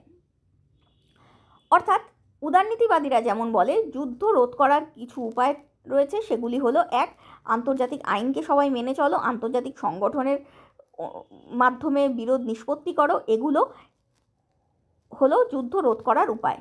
কিন্তু বাস্তববাদীদের মতে আন্তর্জাতিক আইন, সংগঠন সবই ক্ষমতাশালী রাষ্ট্রের স্বার্থেই চলে। যেমন আমেরিকার ইরাক আক্রমণের সময় সম্মিলিত জাতিপুঞ্জ এই আক্রমণকে সমর্থন না করলেও আমেরিকা আক্রমণ করেইছে, কারণ আমেরিকা ক্ষমতাশালী, কারোর কথা শোনে না। কিন্তু এটাই যদি দুর্বল রাষ্ট্রের ক্ষেত্রে হতো, সম্মিলিত জাতিপুঞ্জ নিজের ইচ্ছা চাপিয়ে দিত। তাই বলা যেতে পারে রাষ্ট্রগুলোর ক্ষমতা অর্জন করা জরুরি, কারণ ক্ষমতাশালী না হলে রাষ্ট্রগুলোর মর্যাদা থাকবে না বা কোনো আন্তর্জাতিক সংগঠন রাষ্ট্রগুলোকে সমর্থন করবে না। যত বড় বড় আন্তর্জাতিক সংগঠন আছে, যেমন আমি যদি সম্মিলিত জাতিপুঞ্জের কথা বলি, শুধুমাত্র শক্তিশালী 5টা রাষ্ট্রই সম্মিলিত জাতিপুঞ্জের ভেটো ক্ষমতার অধিকারী। সেটাও একটা উদাহরণ এই বিষয়ের যে সম্মিলিত জাতিপুঞ্জ ওই 5টা রাষ্ট্রেরই কন্ট্রোলে রয়েছে। এছাড়াও আমরা যদি ন্যাটো বা ওয়ার্স জোটের কথা বলি, তাহলেও দেখব হয় মার্কিন যুক্তরাষ্ট্র অথবা সোভিয়েত ইউনিয়ন যা বলছে এই জোটগুলোতে তাই হচ্ছে। এরা কেউই স্বাধীনভাবে বিশ্ব কল্যাণমূলক উদ্দেশ্য পূরণ করতে পারে না। এদের প্রত্যেকেরই বড় রাষ্ট্রগুলোর স্বার্থেই চলতে হয়। তাই বলা যেতে পারে উদারনীতিবাদ কর্তৃক প্রস্তাবিত যুদ্ধবিরোধী কৌশলগুলি, অর্থাৎ আন্তর্জাতিক আইন, সংগঠন, এগুলো যুদ্ধ প্রতিরোধে অক্ষম। মূলত এগুলো শক্তিশালী রাষ্ট্রগুলোরই স্বার্থ রক্ষা করতে সচেষ্ট। পরবর্তী পয়েন্ট, উত্তর উপনিবেশবাদী বা উত্তর গঠনবাদী সমালোচনা। অপশ্চিমী ঐতিহ্যকে কোণঠাসা করা।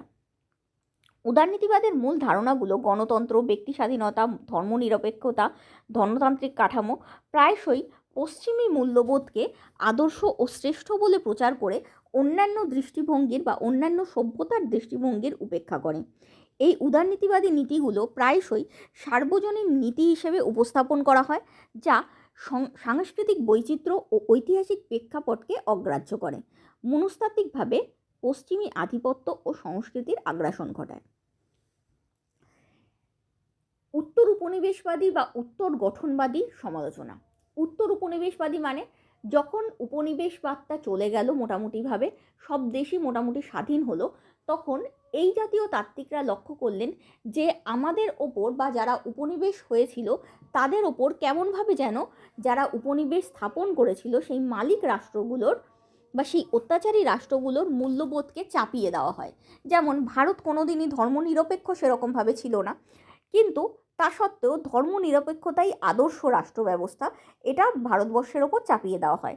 ঠিক সেরকমই চীন সমাজতান্ত্রিক, কিন্তু চীনের ওপরও গণতন্ত্রকে এক প্রকার চাপিয়ে দেওয়া হয়। নেপাল রাজতান্ত্রিক, কিন্তু নেপালের ওপরও একভাবে গণতন্ত্রকে চাপিয়ে দেওয়া হয়। কিভাবে না, আমাদের ব্রেন ওয়াশ করা হয়, আমাদের এরকম বোঝানো হয় যে পশ্চিমী সংস্কৃতিটাই ভালো, আমাদের সব কিছুই খারাপ। পশ্চিমী শিক্ষা ব্যবস্থা ভালো, পশ্চিমী খাদ্য রীতি ভালো, বা পশ্চিমী জীবনশৈলী ভালো, যেরকমভাবে আমেরিকানরা বাঁচে সেভাবে আমাদের বাঁচা উচিত, সেটাই আদর্শ এবং সেটাই খুব স্ট্যান্ডার্ড। এই জিনিসটা আমাদের মাথায় ঢুকিয়ে দিয়ে আমাদের সংস্কৃতিকে তারা বিনষ্ট করার চেষ্টা করছে, আর এটাই উত্তর উপনিবেশবাদীদের মতামত। তাই তাদের মতে গণতন্ত্র, ব্যক্তি স্বাধীনতা, যে কোনো ব্যক্তিকে সম্পূর্ণ স্বাধীনতা দেওয়া উচিত, বা ধনতান্ত্রিক কাঠামো, এগুলো সব পশ্চিমী মূল্যবোধ, আমাদের মূল্যবোধগুলোকে এরা কোণঠাসা করে দিচ্ছে। এইভাবে আমাদের মাথার দিক থেকে এক প্রকার তারা বা মনস্তাত্ত্বিক দিক থেকে তারা আগ্রাসন ঘটাচ্ছে বা মনস্তাত্ত্বিক উপনিবেশ আমাদের উপর তৈরি করেছে। কারণ আমরা যদি মনে করি যে আমেরিকান সংস্কৃতি ভালো, তাহলে আমরা সব সময় ক্রিসমাসের সময় আমেরিকান জিনিসগুলো কিনবো, কারণ ওগুলো তো আমাদের দেশে অ্যাভেলেবেল নয়। এই যেমন দেবদারু গাছ বা যেটাকে ক্রিসমাস ট্রি বলা হয়, সেগুলো আমাদের দেশে অতটা অ্যাভেলেবেল নয়, ওদের দেশে অ্যাভেলেবেল, তাই ওদের দেশের জিনিসগুলো আমরা কিনতে থাকবো, ফলে আমরা অনেক বেশি আমদানি করব রপ্তানির থেকে বেশি, তাই আমাদের অর্থনৈতিক অবস্থা খারাপ হয়ে যাবে। এই ধরনের সাংস্কৃতিক আধিপত্যকে চাপিয়ে দেওয়া হয় বলেও তাদের ধারণা। সংশ্লিষ্ট ব্যবহারিক তত্ত্বসমূহের আলোচনা। মানে উদারনীতিবাদী তত্ত্বটা কোনো একটা তত্ত্ব কোনোভাবেই নয়। উদারনীতিবাদ অনেকগুলো তত্ত্বের সমষ্টি। বেনথামের উপযোগিতাবাদ, যেখানে বলা হচ্ছে অধিকাংশ লোকের ইচ্ছাকেই টোটাল সমাজের ইচ্ছা বলে মেনে নেওয়া উচিত, বা ইম্যানুয়েল কান্টের আদর্শবাদ, যেখানে বলা হচ্ছে আদর্শবাদ নীতির মাধ্যমেই রাষ্ট্রকে পরিচালিত হওয়া উচিত, বা গণতান্ত্রিক শান্তিতত্ত্ব, যেখানে বলা হচ্ছে প্রত্যেকটা রাষ্ট্রকেই গণতান্ত্রিক হওয়া উচিত, রাজতান্ত্রিক বা সমাজতান্ত্রিক হওয়া উচিত নয়, বা পারস্পরিক নির্ভরশীলতা তত্ত্ব, যেখানে বলা হচ্ছে যত বেশি রাষ্ট্রগুলোকে একে অপরের উপর নির্ভরশীল করা যাবে ততই যুদ্ধের সম্ভাবনা কমবে। এই সমস্ত এই এতগুলো তত্ত্বের নির্যাস মিলেই বা এই এতগুলো তত্ত্ব মিলেই মেন উদারনীতিবাদী দৃষ্টিভঙ্গিটা গঠিত হয়েছে। তাই এই সংশ্লিষ্ট তত্ত্বগুলোর সমালোচনা। উদারনীতিবাদী ধারণা অনুযায়ী গণতান্ত্রিক রাষ্ট্রগুলি ও পরস্পর নির্ভরশীল রাষ্ট্রগুলি একে অপরের সঙ্গে যুদ্ধ করতে অনাগ্রহী, কিন্তু বাস্তবে দেখা গেছে গণতান্ত্রিক রাষ্ট্রগুলোও একে অপরের সঙ্গে সংঘাতে জড়িয়েছে। যেমন প্রাথমিক পর্যায়ের গণতন্ত্রগুলো, যেগুলো আমরা ইউরোপের কথা বলতে পারি, তারাও সংঘাতে জড়িয়েছে গণতান্ত্রিক হওয়া সত্ত্বেও, এবং অর্থনৈতিক প্রতিযোগিতায় লিপ্ত হয়েছে, যা গণতান্ত্রিক শান্তিতত্ত্বের ব্যতিক্রম, অর্থাৎ তারাও যুদ্ধ করেছে। সমালোচকদের মতে ক্ষমতার অসম বণ্টনের কারণে বিভিন্ন রাষ্ট্রের মধ্যে আন্তর্নির্ভরশীলতা, প্রভুত্ব ও স্বাধীনতার সম্পর্ক বিনষ্ট করে না। আমরা যতই আমেরিকার ওপর নির্ভরশীল হয়ে উঠি না কেন, আমেরিকা আমাদের থেকে বড় লোক এবং আমেরিকা আমাদের উপর বেশ কিছু শর্ত চাপিয়ে দেবে, এই বিষয়টাকে অগ্রাহ্য করা যায় না।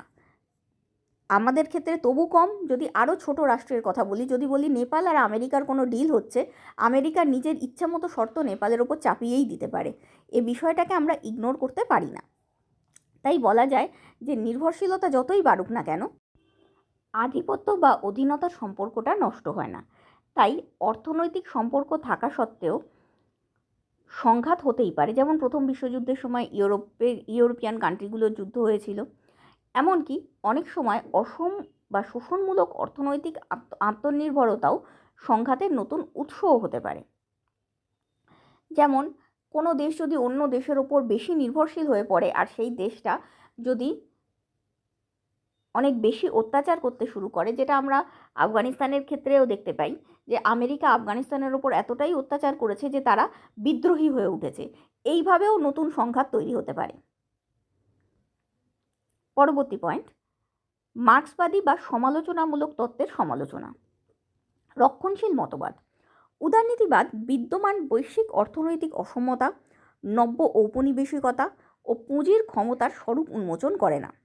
অর্থাৎ আমরা যেরকম বললাম, মনস্তাত্ত্বিক দিক থেকে আগ্রাসন বা অনেক ক্ষেত্রে নির্ভরশীলতা বাড়ানোর ফলে দেশীয় শিল্পকে নষ্ট করা, এগুলোর ওপর অর্থনৈতিক অসমতা বা অর্থনৈতিক ঔপনিবেশিকতাগুলোকে স্পষ্টভাবে উদারনীতিবাদ দেখায় না।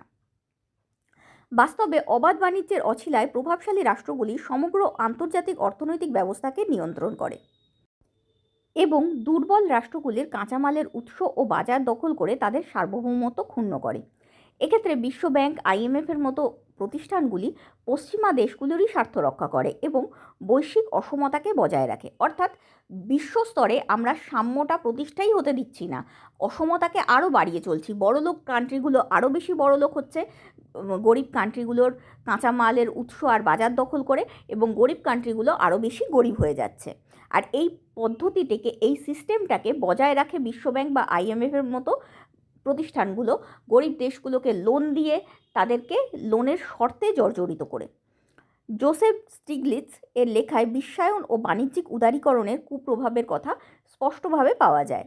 উদারনীতিবাদ এই শ্রেণীগত সংঘাতকে উপেক্ষা করে। উদাহরণস্বরূপ বলা যায়, মুক্ত বাণিজ্য ব্যবস্থায় কখনোই যদি কোনো সংঘাতমূলক পরিস্থিতির সৃষ্টি হয়, তখনই মার্কিন যুক্তরাষ্ট্র নিজস্ব ক্ষমতা প্রয়োগ করে সেখানে নিজের আর্থিক স্বার্থ সুরক্ষিত করেছে। যেটা আমি বললাম, যে এতদিন পর্যন্ত মার্কিন যুক্তরাষ্ট্র যেখানে যা ইচ্ছা তাই করেছে, সেখানে সে নীতি বা আদর্শ কোনোদিন মেনে চলেনি, কিন্তু IMF বা বিশ্ব ব্যাংকের মতো সংস্থাগুলো মার্কিন যুক্তরাষ্ট্রকে সমর্থন করে গেছে। কাজেই বলা যায়, এই পদ্ধতিতে গরিব রাষ্ট্রগুলো কোনোদিনই বড়লোক হতে পারবে না বা সমান অধিকার পাবে না। পরবর্তী পয়েন্ট, অকার্যকরতা। ঐতিহাসিক দৃষ্টান্ত। বিশ্বযুদ্ধ, ঠান্ডা যুদ্ধ, রাশিয়া ইউক্রেন যুদ্ধ, ইরান ইসরায়েল যুদ্ধ বা গাজা সংকটের মতো ঘটনাগুলো দেখায় যে নৈতিকতা ও আইন নয়, শক্তি ও স্বার্থই শেষ পর্যন্ত সিদ্ধান্ত নির্ধারণ করে, যা উদারবাদ পুরোপুরি ব্যাখ্যা করতে পারে না। অর্থাৎ উদারবাদ এটা তো ব্যাখ্যা করছে যে রাশিয়া ইউক্রেনের ওপর যুদ্ধ করার ফলে বিভিন্ন ইউরোপিয়ান কান্ট্রিগুলো, এমনকি বিভিন্ন আমেরিকান কান্ট্রিগুলো ইউক্রেনকে সাহায্য করছে, রাশিয়াকে ব্যান করেছে, কিন্তু যুদ্ধটা হলো কেন? এটা কোনোদিনই উদারনীতিবাদ ব্যাখ্যা করতে পারে না। কাজেই বলা যেতে পারে, ঐতিহাসিক দৃষ্টান্ত দিয়েও বোঝা গেছে, যতটা ভালো পরিবেশকে উদারনীতিবাদ বর্ণনা করে, যতটা ভালো মানুষ হিসেবে আমাদের বর্ণনা করা হয়, বা রাষ্ট্রগুলোর চরিত্রকে যতটা ভালো হিসেবে বর্ণনা করা হয়, ততটা ভালো অ্যাকচুয়ালি এরা নয়। উপসংহার: আন্তর্জাতিক সম্পর্কের আলোচনার উদারনীতিবাদ একটি প্রভাবশালী এবং অত্যন্ত গুরুত্বপূর্ণ দৃষ্টিভঙ্গি। মূলত বাস্তববাদ, উদারবাদ আর মার্ক্সবাদ এই তিনটেই আন্তর্জাতিক সম্পর্ক ব্যাখ্যা করার প্রভাবশালী দৃষ্টিভঙ্গি। তাই উদারনীতিবাদের গুরুত্ব অপরিসীম। এই মতবাদই সর্বপ্রথম যুদ্ধ ও সংঘাতের বিকল্প হিসেবে সহযোগিতা, শান্তি ও নৈতিকতার সম্ভাবনাকে তাত্ত্বিক স্বীকৃতি দিয়েছে।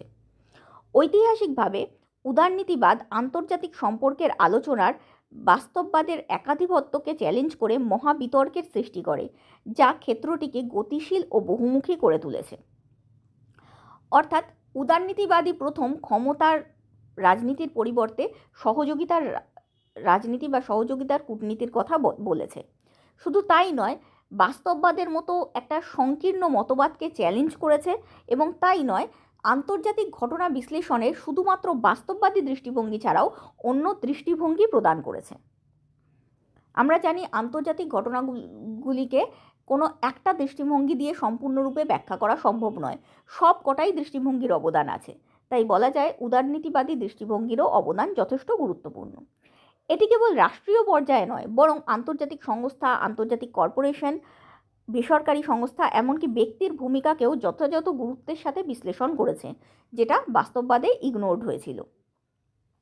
এই সমস্ত সংস্থার গুরুত্ব অপেক্ষাকৃত কম হলেও গুরুত্ব যে আছে এবং যথেষ্ট প্রভাবশালী গুরুত্ব আছে, যেমন সেটাকে অস্বীকার করা যায় না। যেমন আরব কান্ট্রিগুলোর যে ওপেক সংস্থাটা, অর্থাৎ তেলের দাম নির্ধারণকারী সংস্থাটা, তার গুরুত্ব পুরো বিশ্বজুড়ে যথেষ্ট বেশি এবং অনেক রাষ্ট্রের থেকেও বেশি। তাই বলা যেতে পারে এদের গুরুত্বকেও সম্পূর্ণভাবে ইগনোর করা যায় না। আন্তর্নির্ভরশীলতা তত্ত্ব বৈশ্বিকায়ন বোঝার চাবিকাঠি, অর্থাৎ আন্তর্নির্ভরশীলতা তত্ত্ব বিশ্বায়ন যেটাকে আমরা বলি সেটা বোঝার রাস্তা। আন্তর্জাতিক আইনের ভিত্তি প্রদান করে উদারনীতিবাদী দৃষ্টিভঙ্গি সর্বপ্রথম আন্তর্জাতিক রাজনীতিতে আইনের শাসন ও প্রাতিষ্ঠানিক কাঠামোর গুরুত্ব স্বীকার করে। ইউএনের মতো সংস্থাগুলো আমেরিকার কথায় কিছুটা চললেও এটা অস্বীকার করা যায় না যে শান্তি স্থাপনে তাদের একটা গুরুত্বপূর্ণ ভূমিকা রয়েছে। আর এই আন্তর্জাতিক আইন এবং আন্তর্জাতিক সংগঠনের প্রতি সম্মান প্রদান করা বা প্রাধান্য প্রদান করা আন্তর্জাতিক আইন ও সংগঠনকে উদারনীতিবাদী সর্বপ্রথম শিখিয়েছে। এছাড়া মানবাধিকার ও স্বাধীনতার কণ্ঠস্বর হিসেবে উদারনীতিবাদী চিন্তাধারা আন্তর্জাতিক শান্তিরক্ষা কার্যক্রম, উন্নয়ন সহযোগিতা, মানবিক হস্তক্ষেপ ও বহুপাক্ষিক কূটনীতির নীতিগত ভিত্তি প্রদান করেছে। উদারনীতিবাদী ধারার প্রভাবেই ইউএন বিভিন্ন শান্তিরক্ষা কার্যক্রম বা মানবিক কার্যক্রম করেছে। বৈশ্বিক সমস্যা মোকাবিলা, যেমন জলবায়ু পরিবর্তন, মহামারী, সাইবার নিরাপত্তার মতো ট্রান্সন্যাশনাল চ্যালেঞ্জ মোকাবিলায়, অর্থাৎ অতি জাতীয় সমস্যা মোকাবিলায় উদারনীতিবাদী প্রস্তাবনাই একমাত্র কার্যকর কাঠামো দেয়, যা সহযোগিতা শেখায়, যা রাষ্ট্রীয় সীমানা অতিক্রম করে সহযোগিতার ওপর নির্ভরশীল, অর্থাৎ উদারনীতিবাদী প্রথম সহযোগিতার মাধ্যমে বিশ্বের সমস্যাগুলো সমাধানের পথ আমাদের দেখিয়েছে। এই সমস্ত উত্তরটার সঙ্গে আরও একটা পয়েন্ট তোমরা যোগ করতে পারো, সেটা হলো উদারনীতিবাদী দৃষ্টিভঙ্গির প্রবক্তাগণ। মনে রাখবে, যদি তোমরা উদ্ভব আর বিকাশের কথাটাকে পুরোপুরি লেখো বা এখানে সমস্ত তাত্ত্বিকগণের নামগুলোকে উল্লেখ করো, তাহলে আর আলাদা করে তাত্ত্বিকের নাম উল্লেখ করার প্রয়োজন নেই। কিন্তু যদি মনে হয় যে উদ্ভব ও বিকাশের কথাটাকে ছোট করে লিখবে বা লিখবে না, তাহলে অবশ্যই এই পয়েন্টটাও লিখবে যে আন্তর্জাতিক সম্পর্কের আলোচনার উদারনীতিবাদের মূল তাত্ত্বিকগণ হলেন Immanuel Kant, Cobden, Doyle, David Mitrany, Ernst Haas, Robert Keohane, Joseph Nye প্রমুখরা। এই কথাটা অবশ্যই উল্লেখ করবে। এই হলো আন্তর্জাতিক সম্পর্কের আলোচনার উদারনীতিবাদী দৃষ্টিভঙ্গি। উত্তরটা ভালো লাগলে অবশ্যই লাইক এবং শেয়ার করো, আর এরকম উত্তর জানার ইচ্ছে হলে অবশ্যই চ্যানেলটা সাবস্ক্রাইব করো। আর এরকম কোনো প্রশ্নের উত্তর জানার ইচ্ছা থাকলে নিশ্চয়ই কমেন্টের মাধ্যমে জানিও। আমি চেষ্টা করব সেই প্রশ্নের উত্তরটা তোমাদের সুবিধা মতোভাবে প্রেজেন্ট করার। Thank you.